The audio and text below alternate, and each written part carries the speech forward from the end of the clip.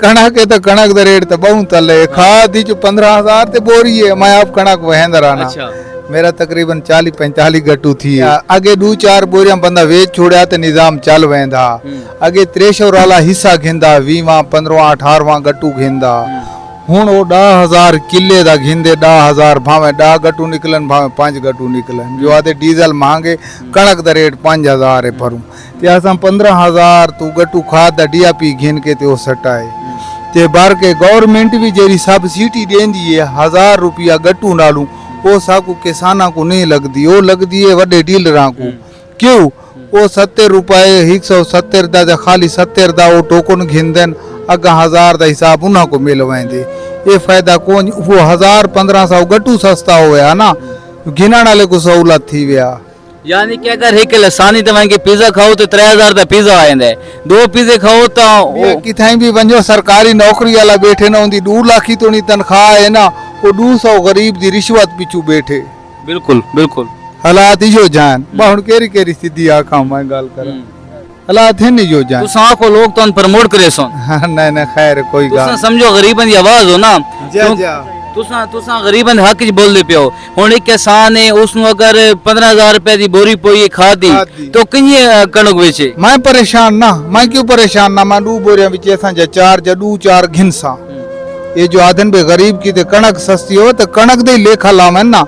बिजली वाली मोटर है मेरी छोटी वो आगे बिल यूनिट खांदी है ना समझो बिल दा यूनिट घट आंदा सस्ता आंदा तो निजाम सही चल वेंदा।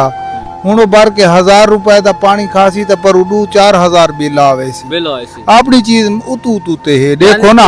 हुण कमान दे ना काश्तकारां दे 300 तू मण विकदा रहे 200 तू 400 तू आखिर ते जेरे कमांद खत्म थी गया ना तो मिला ले क्या रेट ला दीते 650 मण दा 650 जो मण दा रेट ला दीते। चीनी दी धड़ी अगे 550 दी आंदी है हुण 900 दी आंदी पई है तो उन्हें क्या सा गन्ना महंगा कीता गन्ना कोनी महंगा कीता गन्ना आखिरी मिल जेरे बंद करन लगन वक्ती तौर ते वोट ला दीते ने चीनी सटाक करके वही वजह डीलरां कोले गरीब कोल तो है नहीं। गरीब तो खावणी है भावे जिथों ही करना रोटी खावणी गरीब रोटी खावणी यानी कि तुसां मुख्तसर जियां खा तुसां गंदम ला के अरमानी हो।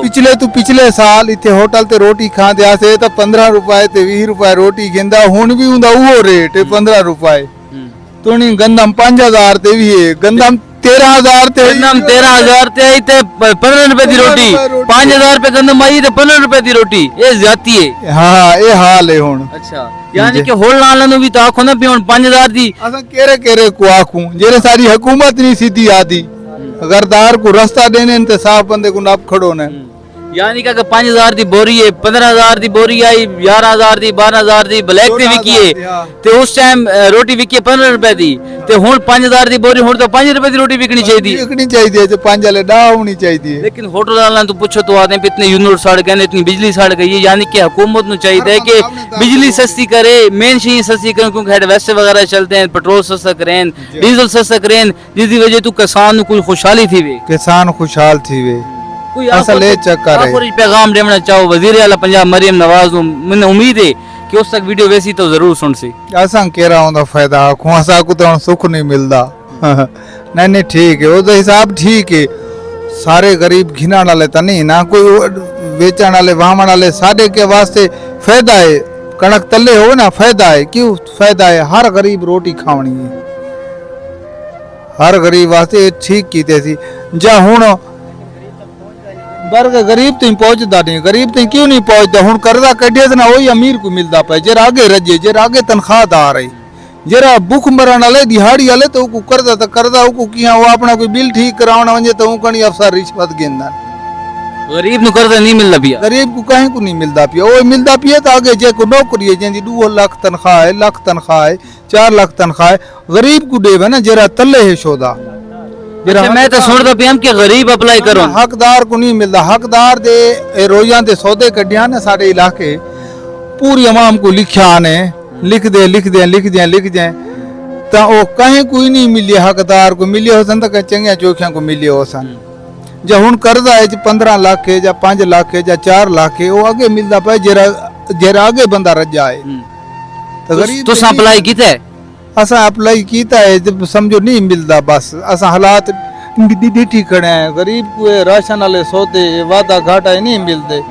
गरीब लाइन लग लग के धिके मिलते। आटे जा थैलियां कढ़िया ने पिछले साल वो हकदार साडे तो ना होंदे हैं। दिहाड़ी बन के उठन लाइन लग दिया से 20 लोगों को मिलते हैं। दुकानदारों को जो वादे घाटे जेरा थोड़ी जी रिश्वत दे को मिल वेंदन। हक गरीब ताईं पहुंचाओ जेंदा है।